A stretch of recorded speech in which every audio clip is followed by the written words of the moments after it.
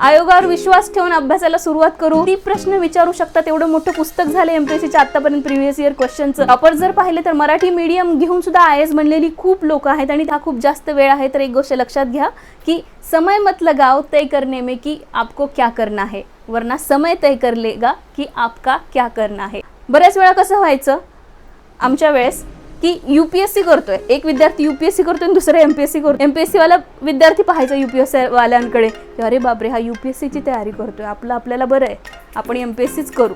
आणि यूपीएससी वाले विद्यार्थी एमपीएससी वाल्यांकडे पाहायचे की अरे हा एमपीएससी करतोय, ठीक आहे मी यूपीएससीची तयारी करतोय. तर हा जो सायकोलॉजिकल डिवाइड होता ना, खूप मोठा डिवाइड होता, खूप मोठी दरी होती ना, ही नक्कीच ब्रेक होणार आहे की तुम्ही यूपीएससी करा एमपीएससी करा, सिलेबस तर एकच आहे. अक्षरशः एमपीएससीने फुल स्टॉप कॉमा पण बदललेला नाहीये. सिलेबसमध्ये एवढे पण कष्ट घेण्याचे प्रयत्न एमपीएससीने केलेले नाही. फक्त वरती एक हेडलाईन दिली आहे विथ रेफरन्स टू महाराष्ट्र. म्हणून खूप सोपं आहे. विद्यार्थ्यांनो जागे व्हा, अभ्यासाला लागा. 2025 येणाऱ्या फ्रेशर विद्यार्थ्यांसाठी खरंच गोल्डन अपॉर्च्युनिटी की 2 वर्ष हातामध्ये आणि अभ्यासाला सुरुवात करायची आहे. रुक जाना नहीं तू कभी हार के, कांटों पे चल के ही मिलेंगे साए बहार के. नमस्कार, वी अकॅडमीमध्ये तुमच्या सर्वांचं परत एकदा खूप खूप स्वागत आहे. आज आपण एमपीएससीच्या अभ्यासाला सुरुवात कशी करावी याबद्दल चर्चा करणार आहोत. तर ही एमपीएससीच्या अभ्यासाची सुरुवात म्हणजे जो 2025 पासून एमपीएससीचा नवीन पॅटर्न सुरू होणार आहे त्या पद्धतीने अभ्यासाला सुरुवात कशी करावी, मग या परीक्षेचा पॅटर्न कसा आहे, नवीन पॅटर्ननुसार कोणकोणती रेफरन्स संदर्भ सूची कोणती वाचावी, वैकल्पिक विषयाची निवड कशी करावी, कोणकोणते मिथ्स आहेत की जे आपल्याला अवॉइड करायचे आहेत, तसेच मायक्रो प्लॅनिंग कशी करावी, काही स्टडी टिप्स टेक्निक्स कोणत्या इम्प्लिमेंट कराव्या की ज्यामुळे तुमचा अभ्यास हा सोपा होऊन जाईल. तर हा जो एमपीएससीचा नवीन पॅटर्न आहे 2025 पासूनचा, तो खरंच एक खूप चांगला पॅटर्न आहे, लेखी पॅटर्न आहे, जो यूपीएससीच्याच धर्तीवरती एमपीएससीने सुरू केलेला आहे. बरेच वादविवाद झाले. 2023 पासूनच हा पॅटर्न सुरू होणार होता, पण आता तो पॅटर्न 2025 पासून होतोय. मग आता जे नवीन विद्यार्थी असतील, कॉलेजला असतील, थर्ड इयरला असतील आणि ज्यांना एमपीएससीची परीक्षा द्यायची आहे आणि यूपीएससीचा पण अभ्यास करायचा आहे, अशा विद्यार्थ्यांसाठी खरंच हा खूप चांगला पॅटर्न आहे. कारण यामुळे काय होणार आहे की जो आधी एमपीएससी आणि यूपीएससी असा विद्यार्थ्यांचा 2 गट होता की वेगळे यूपीएससीचा अभ्यास वेगळा करावा लागायचा, एमपीएससी ही एमसीक्यू फॉर्मॅटमध्ये होती. तर आता हा 2025 पासूनचा एकत्रित अभ्यास विद्यार्थ्यांना करावा लागणार आहे. तर आता अभ्यासाला सुरुवात करण्यापूर्वी नक्की प्लॅनिंग कशी असावी. 2 वर्षाचा टाईम आहे तुमच्याकडे, त्यामुळे हा खूप जास्त टाईम आहे असं काही काही विद्यार्थ्यांना वाटू शकतं. असं वाटतंय की हा खूप जास्त वेळ आहे. तर एक गोष्ट लक्षात घ्या की समय मत लगाओ तय करने में कि आपको क्या करना है, वरना समय तय कर लेगा कि आपका क्या करना है. म्हणून व्यवस्थितपणे 2 वर्ष जर व्यवस्थित प्लॅनिंग केलं, प्रत्येक मॉड्यूल वाईज अभ्यास केला, तर हे 2 वर्षाचा टाईम सफिशियंट टाईम आहे तुमचा यूपीएससी आणि एमपीएससी दोघांचं पण इंटिग्रेटेड प्रिपरेशन करण्यासाठी. This is brief about me. I am teaching and mentoring UPSC aspirant since last 8 years and the optional subject which I am teaching for the MPSC aspirant is a geography, and there are many MPSC prelim mains and a UPSC prelim mains module that I am conducting is geography, economics, international relation, ethics, integrated aptitude and essay. So there are 100+ selection from the V Academy. Next we are going to discuss what basic myths are there. myths काय आहेत या MPSC एक्झाममध्ये. तर बरेच myths आहेत. Exam पुढे ढकलली गेली आहे. 2023ला एक्झाम होणार होती, ती 25ला होणार आहे. हे सर्व काय आहेत, हे myths आहेत की खरंच हा पॅटर्न अवघड होणार आहे का, जो नवीन आहे यूपीएससीच्याच धर्तीवरती एमपीएससीचा पॅटर्न आहे तो अवघड होणार आहे का, असं बऱ्याच विद्यार्थ्यांना वाटतं. की कशामुळे अवघड होणार वाटतंय, कारण ही डिफिकल्टी लेवल जास्त आहे यूपीएससी प्रमाणे. जर एमपीएससी परीक्षा घेते की सध्या तहसीलदारला पोस्टचा अभ्यास जो करायचा आहे तोच आयएसच्या पोस्टचा अभ्यास आहे. मग विद्यार्थ्यांच्या मनामध्ये असं वाटतं की नक्की सिलेबस अवघड झालेला आहे. मग दुसरं मिथ्स काय आहे की इंग्लिश मिडियमची जी मुलं आहेत त्यांना बेनिफिट आहे. तिसरा मिथ काय आहे की सिलेबसचं नेचर खूप वास्ट आहे आणि आम्हाला ते कव्हर होणार नाही आहे आणि ते आमच्या आवाक्याच्या बाहेरचं आहे. नंतर असं म्हणणं आहे की ऑलरेडी किती जागा निघतात, त्यातून सिलेबस अवघड करून ठेवला आहे. छोट्या छोट्या पोस्टसाठी पण आयएसची मुलं पण तिथे बसणार आहेत, मग कॉम्पिटिशन किती टफ होणार आहे, अशा बऱ्याच चर्चा या सिलेबससाठी आहेत. आणि त्यामुळे सिलेबस असा पुढे ढकलत 2025मध्ये फायनली आता एक्झाम आयोगाने म्हटलं आहे की 2025 पासून करणार आहेत.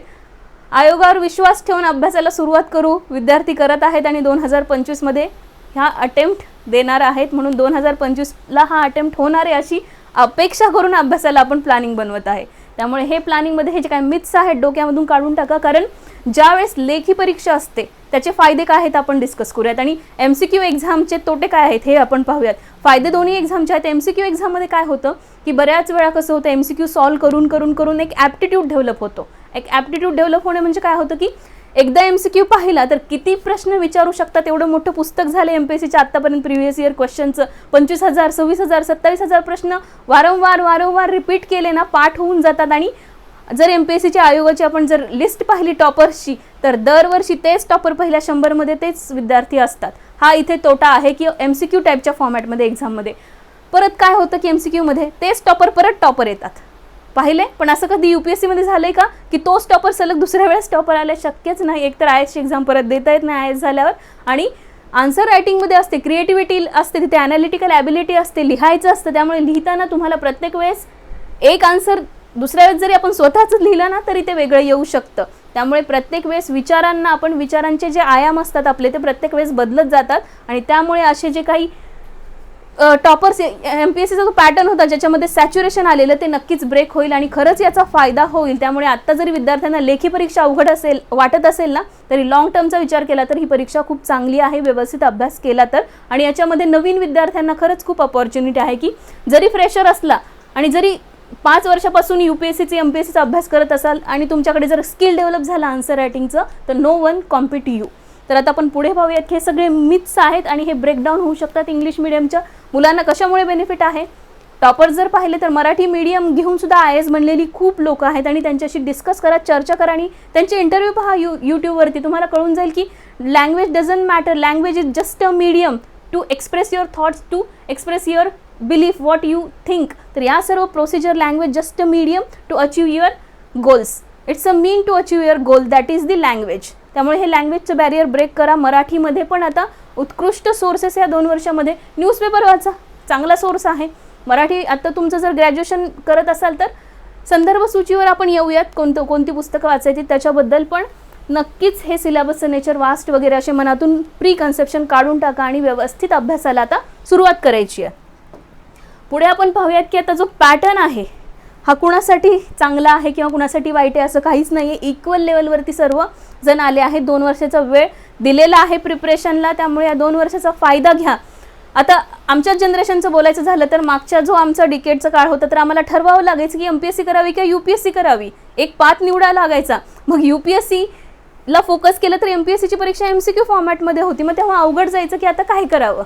मग ज्यावेळेस UPSCचे अटेम्प्ट संपेल तेव्हा आमच्यासारखी लोक MPSCला जायची. मग काय व्हायचं यामुळे की कुठेतरी एकतर वय गेलेलं असायचं, कुठेतरी MPSCतून छोटी मोठी पोस्ट घ्यावी लागायची, नाहीतर मग एकतरी MPSCला फोकस करून राहावं लागायचं. तर आता इथे तुम्हाला कॉलेजचे जे फ्रेश आहेत, जे तुम्हाला आता नवीन हातामध्ये एक सुवर्ण संधी आली की जर तुम्ही तहसीलदारचा जरी एक पॉझिटिव्ह अँगल पाहा ना, जरी तुम्हाला तहसीलदारचा अभ्यास करायचा आहे तर तो IASचाच अभ्यास आहे.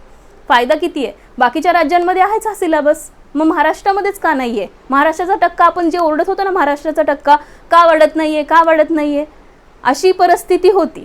10 वर्ष या परिस्थितीमधून विद्यार्थी गेलेले आहेत. पण आता जी तुमची जनरेशन आहे, आता तुमचं एज जे आहे ना, यांना खरंच फायदा आहे. अभ्यास तोच आहे, मग परीक्षा कोणतीही द्या. त्यामुळे याला निगेटिव्ह न बघता याला पॉझिटिव्ह बघायला हवं. आता इथे पहा, हा कुणाला सुरुवातीला हेल्पफुल फॉर बिगिनर हा व्हिडिओ आता कुणाकुणासाठी महत्त्वपूर्ण आहे. बिगिनरसाठी जे ऑलरेडी प्रिपेअर करत आहेत त्यांच्यासाठी, ज्यांचं 2025 हे टार्गेट आहे आणि जे आता कॉलेजमध्ये लास्ट इयरला वगैरे किंवा आता ते 2025 पर्यंत जे एलिजिबल होतील MPSC देण्यासाठी, त्या सर्वांसाठी हा व्हिडिओ खूप महत्त्वपूर्ण आहे. व्यवस्थित पहा, आपण चर्चा करतोय त्याबद्दल. अगेन आता सर्वात महत्त्वाचं, इंटिग्रेटेड स्टडीला वाव मिळणार आहे. आता असं काहीच नाही की आम्ही MPSC करतो आम्ही UPSC करतो, असा डिवाईड नाही आहे. बऱ्याच वेळा कसं व्हायचं आमच्या वेळेस की UPSC करतोय एक विद्यार्थी, UPSC करतोय आणि दुसरा MPSC करतो. MPSCवाला विद्यार्थी पाहायचा UPSC वाल्यांकडे की अरे बापरे, हा UPSCची तयारी करतोय, आपल्याला बरं आहे, आपण MPSCच करू. आणि UPSC वाले विद्यार्थी MPSC वाल्यांकडे पाहायचे की अरे हा MPSC करतोय, ठीक आहे, मी UPSCची तयारी करतोय.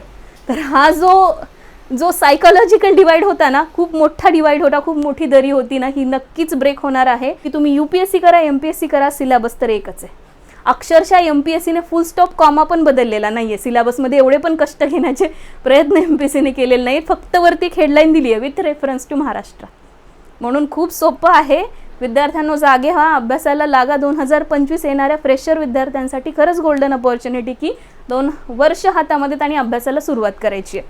आता पुढे पाहूयात आपण की MPSC UPSC एक्झाम पॅटर्न कसा आहे. ज्या विद्यार्थी नवीन आहेत, फ्रेशर आहेत, UPSC पण कशी असते माहीत नाही आहे त्या विद्यार्थ्यांसाठी लक्ष द्या इथे की आता जो MPSC आणि UPSCचा एक्झाम पॅटर्न कसा आहे. इंटिग्रेटेड पॅटर्न म्हणजे UPSCचा सिलेबस पहा आणि MPSCचा सिलेबस पहा, एकच आहे, फक्त विथ रेफरन्स टू महाराष्ट्र एवढी टॅगलाईन त्यांनी MPSC वाल्यांनी दिलेली आहे. मग ही प्रिलिम, मेन्स आणि इंटरव्ह्यू अशा 3 स्टेजेसमध्ये एक्झाम कंडक्ट होणार आहे. प्रिलिम ज्याला आपण पूर्व परीक्षा असं म्हणतो, मग ही पूर्व परीक्षा कशी आहे, तर ही पूर्व परीक्षा चाळणी परीक्षा आहे, MCQ फॉर्मॅटमधली परीक्षा आहे. यामध्ये प्रिलिमच्या एक्झाममध्ये 1 डे एक्झाम आहे. आता आपण प्रिलिम एक्झामबद्दल मी आत्ताच बोलले, 2 paper, GS first, GS second हा क्वालिफाईंग आहे. फक्त क्वालिफाईंग म्हणजे तुम्हाला फक्त इथे 66 मार्क घेऊन यायचे आहेत 200 पैकी. सोपं आहे, हा नक्की सोपं आहे. आणि पण त्यासाठी मुलं अभ्यास करत नाहीत आणि इथे पण फेल होण्याचे चान्सेस असतात. बरेच विद्यार्थ्यांना इथे GS मध्ये पेपरमध्ये खूप चांगले मार्क्स पडतात, पण CSAT मध्ये चांगले स्कोर न आल्यामुळे प्रिलिम त्यांची क्वालिफाय होत नाही. त्यामुळे 200 पैकी 66 मार्क पाडण्याचं सुद्धा टार्गेट ठेवायचे, व्यवस्थित अभ्यास करायचा. फक्त निग्लिजन्समुळे हा पेपर पण इथे फेल होऊ शकतो. जनरल स्टडीज पेपरमध्ये 100 प्रश्न असतात, इथे 80 प्रश्न असतात. एक प्रश्न 2 मार्कला, एक प्रश्न 2.5 मार्काला, टोटल 200 मार्क्स. इथे 200 मार्क्स 1/4 निगेटिव्ह मार्किंग आहे MPSC मध्ये. एक लक्षात घ्या, 1/4 MPSC मध्ये निगेटिव्ह मार्किंग आहे, 1/3 UPSC मध्ये निगेटिव्ह मार्किंग आहे. MPSC UPSC मधला निगेटिव्ह मार्किंगचा फरक जर सोडला तर दोन्हींचा कट ऑफ हा फक्त जनरल स्टडीज पेपर फर्स्ट नुसारच लागतो. जनरल पेपर सेकंड CSATचा पेपर हा फक्त क्वालिफाईंग आहे. मग त्यावर्षी जेवढ्या जागा आहेत त्याच्या 12 पट साधारणतः लोक घेतात आणि प्रिलिम पास होतात. आणि जी लोक प्रिलिम पास होतात ती मेन्सची एक्झाम देतात. आता आपण UPSCचा आणि MPSCचा जो मेन्सचा सिलेबस आहे तो कसा आहे, पॅटर्न, एक्झामचा पॅटर्न नक्की कसा आहे याबद्दल चर्चा करूयात. जो एक्झामचा पॅटर्न आहे UPSC आणि MPSCचा, नक्कीच पहिला पेपर, जे असे 2 पेपर आहेत इंडियन लँग्वेजचे पेपर आहेत. आपल्या इंडियन कॉन्स्टिट्यूशनमध्ये शेड्यूल 8 मध्ये ज्या ज्या भाषा आहेत त्या प्रत्येक भाषेमध्ये तुम्ही UPSCचा लँग्वेजचा पेपर देऊ शकता. महाराष्ट्रामध्ये आपण मराठीमध्ये तो पेपर देऊ शकतो, म्हणून मराठी लँग्वेज चा फर्स्ट पेपर आहे आणि लँग्वेजचाच इंग्लिश लँग्वेजचा दुसरा पेपर आहे. तर असे 2 पेपर आहेत, 300 गुणांचे हे पेपर आहेत. याच्यामध्ये तुम्हाला 75 मार्क्स घेऊन यायचे आहेत. आणि तर मग या 75 मार्क्स पैकी म्हणजे 25% गुण घेऊन यायचे आहेत. आणि क्वालिफाईंग नेचरचे हे 2 पेपर आहेत. अगेन हे क्वालिफाईंग आहेत. या पेपरमध्ये तुम्ही क्वालिफाय झाला तर तुमचे पुढचा स्कोर चेक म्हणजे पाहिला जातो, नाहीतर तुमचे हे पेपरचे स्कोर कन्सिडर केले जात नाहीत. इथे नापास झाला तर परीक्षा नापास झालात, फक्त हे इथे क्वालिफाय व्हायचे. आणि मग ही तुमची मेन एक्झामिनेशन कोणती, एसे, जनरल स्टडीचे 4 पेपर आणि ऑप्शनल सब्जेक्ट, ही टोटल एक्झाम आहे 1750 मार्क्सची एक्झाम आहे. मग आता हे 1750चे डिवायडेशन कसं आहे, एसेचा एक पेपर 250 मार्क्सचा, नंतर जनरल स्टडीचे 4 पेपर 250 गुणिले 4 इज इक्वल टू 1000 मार्क. आणि ऑप्शनल सब्जेक्टचे एक ऑप्शनल सब्जेक्ट 2 पेपर म्हणजे 250 गुणिले 2 500 मार्क्स. तर ही टोटल एक्झाम झाली, कॅल्क्युलेट करा, 250, 1000 आणि 500, 1750 मार्क्सची ही एक्झाम आहे. लक्षात आलं एक्झामचं डिवायडेशन कसं आहे मार्क्सचं. आणि हे फायनल तुमचे मार्क्स कॅल्क्युलेट केले जाणार आहेत. हे 600 मार्क कॅल्क्युलेट केले जाणार नाही आहेत. इथे फक्त क्वालिफाय व्हायचे, जसं पूर्व परीक्षेमध्ये CSATमध्ये क्वालिफाय व्हायचे. मग ही 1 दिवसाची परीक्षा नक्कीच नसणार आहे, पूर्ण 8 दिवस 10 दिवस ही परीक्षा चालते. मॉर्निंगला एक पेपर होतो, आफ्टरनूनला सेशनमध्ये एक पेपर होतो. जनरल स्टडीचा पेपर फर्स्ट सेकंड असेल तर इव्हिनिंगला दुसरा सेकंड पेपर असतो. एसेचा पेपरमध्ये पहा, एसेमध्ये साधारणतः UPSCमध्ये आणि जसं UPSCमध्ये विचारतात आपण अशी अपेक्षा करू की MPSCचा पॅटर्न पण त्याच पद्धतीने असेल, कारण अजून MPSCची आता ही पहिलीच 2025ची परीक्षा होणार आहे. त्यामुळे जो UPSCचा 250 मार्क्सचा पेपर आहे एसेचा, त्यामध्ये 2 एसे विचारले जातात 125 मार्क्सचे. आणि मग त्यानुसार एसे लिहायचे असतात. आता जनरल स्टडीजचे पेपर आहेत जे 4 पेपर आहेत, तर या 4 पेपरमध्ये जनरल स्टडीजचा सर्व सिलेबस व्यवस्थितपणे डिवाइड झालेला आहे. जो जनरल स्टडीजचा पेपर पहिला आहे, तर या फर्स्टमध्ये हिस्ट्री, इंडियन सोसायटी आणि जिओग्राफी या 3 टॉपिकमध्ये हा पेपर डिवाइड झालेला आहे. पेपर सेकंड पाहिला आपण तर याला आपण IRचा पॉलिटीचा पेपर असं म्हणतो. तर हा पेपर यामध्ये कॉन्स्टिट्यूशन, पॉलिटी, सोशल जस्टिस, परत इंटरनॅशनल रिलेशन्समध्ये हा टॉपिक डिवाइड झालेला आहे. पेपर थर्ड जर आपण पाहिला तर पेपर थर्डमध्ये आपण इकॉनॉमी, ॲग्रिकल्चर, सायन्स, टेक, परत इन्व्हायरमेंट, डिझास्टर मॅनेजमेंट आणि इंटरनल सिक्युरिटी एवढ्या सर्व टॉपिकमध्ये पेपर थर्ड डिवाइड झालेला आहे. आणि paper fourth it is called as ethics, integrity and ॲप्टिट्यूडचा पेपर. एथिक्स, इंटिग्रिटी आणि ॲप्टिट्यूडचा पेपर सर्व या 4मध्ये तुमचा जनरल स्टडी डिवाइड झालेला आहे. MPSCचा पण असाच सिलेबस आहे आणि हे 4 पेपर 1000 मार्क्सचे आहेत.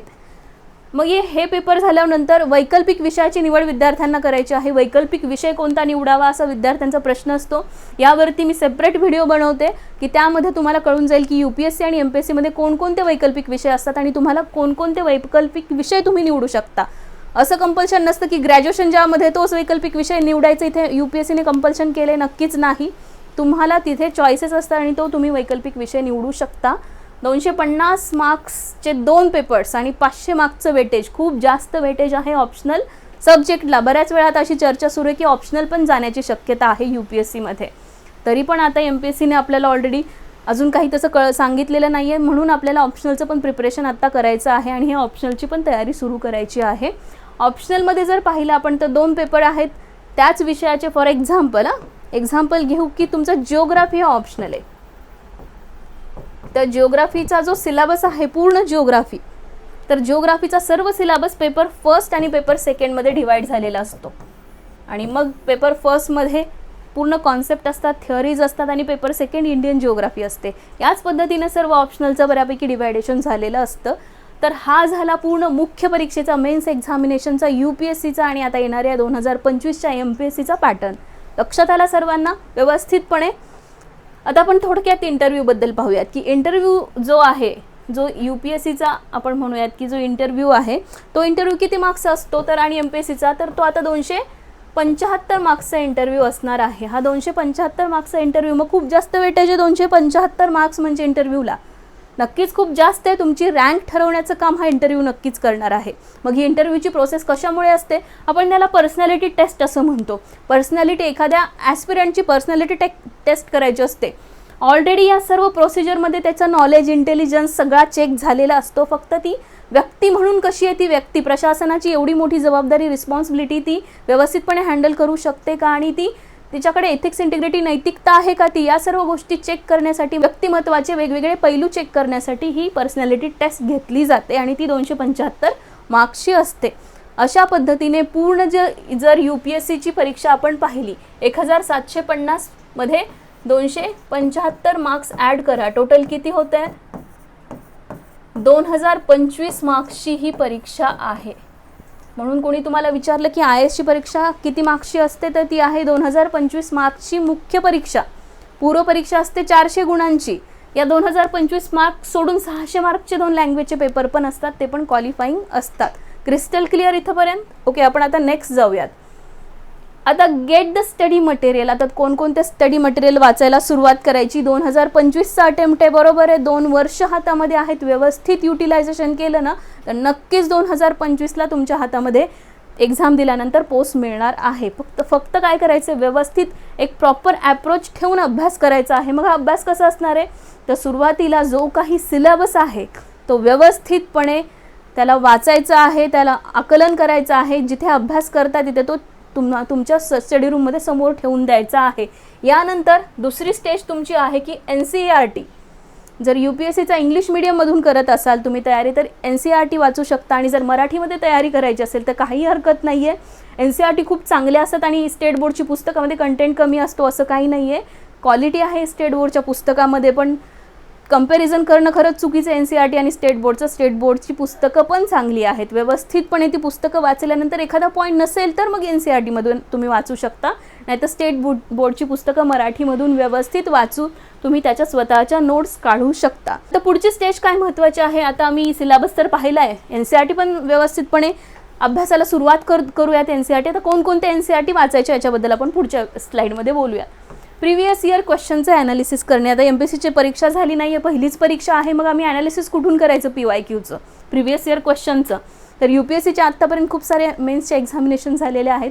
साधारणतः 2012 नंतरच्या UPSCच्या ज्या मेन्सच्या एक्झामिनेशन आहेत की 2013मध्ये इथिक्स आल्यानंतर, तर 2013 पासूनचे UPSCचे पेपर घ्यायचे आणि त्याचं ॲनालिसिस करायचं आहे. मार्केटमध्ये बुक्स आहेत, क्वेश्चन बँक्स आहेत UPSCच्या मेन्सच्या, की त्या घेऊन तुम्ही त्याचं ॲनालिसिस करू तुम्हाला एक आयडिया येऊन जाते की हा सिलेबस आहे, हे असे PYQs प्रिव्हियस इयर क्वेश्चन UPSCने विचारलेले आहेत, त्याच्याच बेसिसवरती बऱ्यापैकी तर MPSC म्हणलं सोपेच प्रश्न असणार.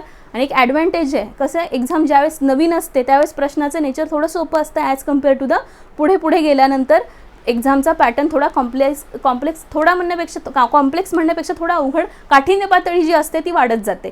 म्हणून ॲनालिसिस व्यवस्थित PYQचं UPSCचं करायचं आहे. त्यानंतर ऑप्शनल सब्जेक्ट, आता वैकल्पिक विषय ठरवणे की मला कोणता वैकल्पिक विषय निवडायचा आहे.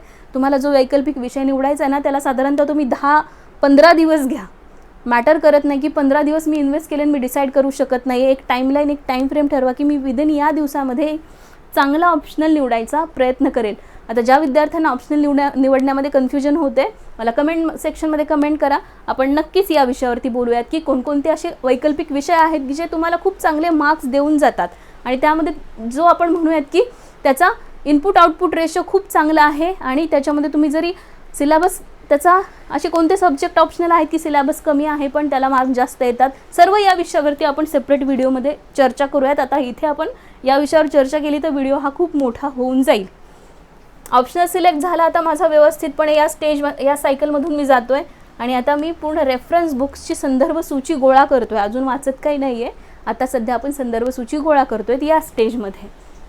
एकदा NCERT व्यवस्थित वाचून झाल्या ना, आपण एक सेपरेट व्हिडिओ काढूयात की त्याच्यामध्ये आपण सगळी रेफरन्स बुक कोणकोणती वाचायला हवी UPSC आणि MPSCसाठी त्याबद्दल. तोपर्यंत आता लक्षात आलं की आपल्याला एक राईट पाथ मार्ग मिळतो आहे कसा करायचा आहे ते. आता हे झाल्यानंतर आता आपण कॉलेजला असाल, गृहिणी असाल, जॉब करत असाल आणि तुम्हाला 2025चं टार्गेट असेल की आता आम्हाला 2025मध्ये UPSC आणि MPSC करायची किंवा फक्त MPSC करायची आहे. इयर आपल्याकडे आहे, त्या वर्षभराचं आपल्याला प्लॅनिंग करायची असते. त्या वर्षभरात किती महिने आहेत? 12 महिने. त्या प्रत्येक महिन्याची प्लॅनिंग, प्रत्येक दिवसाची प्लॅनिंग आणि तासाची प्लॅनिंग, तर एवढी मायक्रो प्लॅनिंग आपल्याला करायची असते. म्हणजे प्रत्येक दिवस जर अभ्यासाला स्टडी रूममध्ये बसलो आहे आणि अभ्यास करतोय असं नाही आहे. बऱ्याच वेळा आता आपल्या V अकॅडमीच्या स्टडी रूममध्ये आपण आता एक तुम्हाला गोष्ट सांगते की विद्यार्थी एक स्टुडंट होता, सिन्सिअर होता, दिवसभर सकाळपासून संध्याकाळपर्यंत स्टडी रूममध्ये बसतोय, पुस्तकामध्ये डोकं घालतोय, पाहिलं तर अभ्यास करतोय सिन्सिअरली, पण आउटपुटच काही येत नाही आहे. नुसतं पुस्तक घेऊन समोर बसतोय असं नाही आहे. प्रॉपर प्लॅनिंग करून अभ्यास करून तुम्हाला गोष्टी तिथे आउटपुट ओरिएंटेड अभ्यास करायचा असतो, मार्क्स ओरिएंटेड तुम्हाला तिथे अभ्यास करायचा असतो. नाहीतर त्यात नॉलेज घेतायत, नॉलेज दुसऱ्या दिवशी रिव्हिजन नाही, पुढच्या आठवड्यात मागचा पूर्ण आठवडा काय वाचलं लक्षात नाही आहे, त्यामुळे पूर्ण 8 दिवसाची मेहनत वाया. असं न करता त्यासाठीच आपल्याला हे सर्व टार्गेट्स सेट करायचे असतात आणि त्या पद्धतीने पुढे जायचं असतं. मग टार्गेट कोणते तुमचे? डेली, वीकली, मंथली हे टार्गेट असायला हवेत. छोटे छोटे टार्गेट ठेवा. पूर्ण वर्षभराचं जर प्लॅनिंग करत असाल तर त्यामध्ये वीकली टार्गेट ठेवा की मी 8 दिवसात हा अभ्यास करणार आहे आणि तो अचीव करू शकतोय का या पद्धतीने. त्यानंतर नोट्स मेकिंगची सवय लावा. नोट्स मेकिंगच्या याच्यावरती पण सेपरेट व्हिडिओ काढेल मी, कारण हा खूप व्यवस्थितपणे समजला गेला जाणारा विषय आहे. यामध्ये जर नोट्स मेकिंग जर व्यवस्थित नसेल येत तर अख्खी पुस्तकं कॉपी पेस्ट होतात.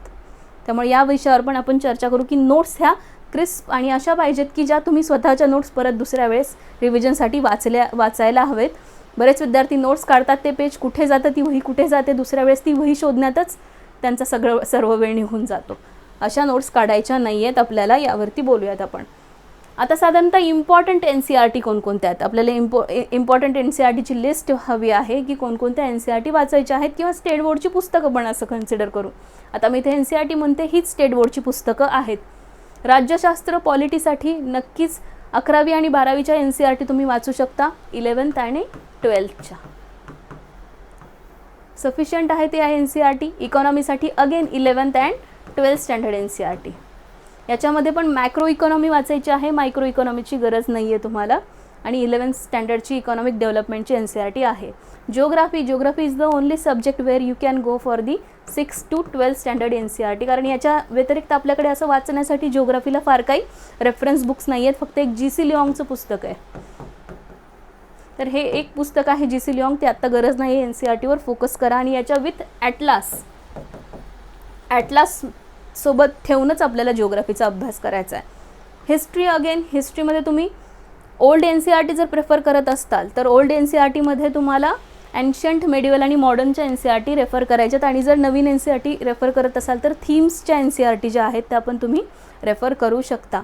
बायोलॉजी अगेन, NCERTs बायोलॉजीच्या तुमच्या 8 to 12 स्टँडर्डच्या NCERT बायोलॉजीच्या प्रेफर करू शकतात. आर्ट अँड कल्चर 11 स्टँडर्डची फाईन आर्टची NCERT that is the sufficient for UPSC.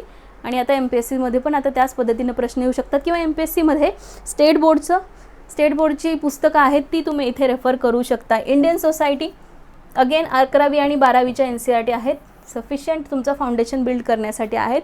Along with that तुम्हाला कंटिन्यू न्यूजपेपर रीडिंग करायची आहे डेली बेसिसवरती. या NCERT वाचत असताना डेली बेसिसवरती न्यूजपेपर वाचायचा आहे. व्यवस्थितपणे लक्षात आल्या कोणत्या NCERT आहेत. ओके, नेक्स्ट आता आपण पाहूयात की कन्सिस्टंट स्टडी हेच खरं तर यशापर्यंत पोहोचण्याचा मार्ग आहे, की तुम्हाला कन्सिस्टंट राहावं लागेल तुमच्या अभ्यासामध्ये. डेली तुम्हाला इनपुट्स द्यावे लागतील. यासाठी काय करावं लागेल तर आपण बोलल्याप्रमाणे फोकस्ड NCERT आणि स्टेट बुकवरती करावं लागेल. न्यूजपेपर आणि रेफरन्स बुक फर्स्ट रीडिंग तुम्हाला सुरुवात करावी लागेल. त्यानंतर सेकंड रीडिंगमध्ये नोट्स मेकिंग ज्या तुम्ही केलेल्या आहेत त्या तुम्ही रिव्हिजनसाठी यूज करू शकतात. करंट अफेअर्ससाठी तुम्ही एखादं स्टँडर्ड मॅगझिन यूज करू शकतात. यानंतर सर्वात शेवटी म्हणजे हे सर्व वाचतात खरं, पण तुमचा कॉन्सेप्ट व्यवस्थित क्लिअर होतो आहे का ते तुम्हाला पाहावं लागेल. की जर कॉन्सेप्ट क्लिअर असेल ना तर तुमचा व्यवस्थित अभ्यास होतो आणि तुम्हाला ते कॉन्सेप्ट तुमच्या ऑप्शनल सब्जेक्ट्समधले पण व्यवस्थित तिथे अभ्यासायचे आहेत. तर हा सगळा तुमचा पूर्ण अभ्यासाचा प्लान असणार आहे. आता इथे लक्षात घ्या विद्यार्थ्यांनो, अभ्यास किती करतायत तो कसा करतायत याला पण तितकंच महत्त्व आहे. इथे व्यवस्थित कोट्सकडे लक्ष द्या की it does not matter how slow you go, it does not matter how slow you go as long as you do not stop. रुक जाना नहीं तू कभी हार के, कांटों पे चल के ही मिलेंगे साए बहार के. त्यामुळे आयुष्यामध्ये अशीच बहार आणायची असेल तर 2 वर्ष नक्कीच काट्यावरून जाण्यासारखा हा प्रवास आहे. जर तो तुम्ही व्यवस्थित अभ्यास केला तर तोही सुखकर होऊ शकतो. त्यामुळे अभ्यास व्यवस्थित करा. नंतर व्यवस्थितपणे अभ्यासाचं इम्प्लिमेंटेशन रिव्हिजन्समध्ये करा. रिव्हिजन्स व्यवस्थित झाल्या तर नक्कीच केलेल्या अभ्यासाची जी मेहनत आहे ती कामी येईल. त्यामुळे सर्वात महत्त्वाचं काय आहे, रुक जाना नहीं, you have to stay consistent with your studies.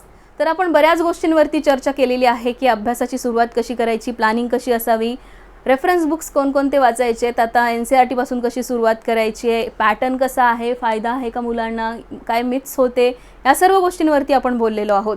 तर तुम्हाला हा व्हिडिओ, हे लेक्चर कसं वाटलं ते मला कमेंट सेक्शनमध्ये कमेंट करा. अजून तुम्हाला कोणत्या विषयावरती, वेगवेगळ्या विषयावरती काही प्रॉब्लेम असतील अभ्यास करताना ते पण मला कमेंट सेक्शनमध्ये कमेंट करा की आम्हाला या विषयावरती आणखीन व्हिडिओज हवेत. तर या सर्व गोष्टींसाठी वी अकॅडमीला कनेक्ट राहा. Till then keep learning, stay focused and stay connected with V academy. Thank you.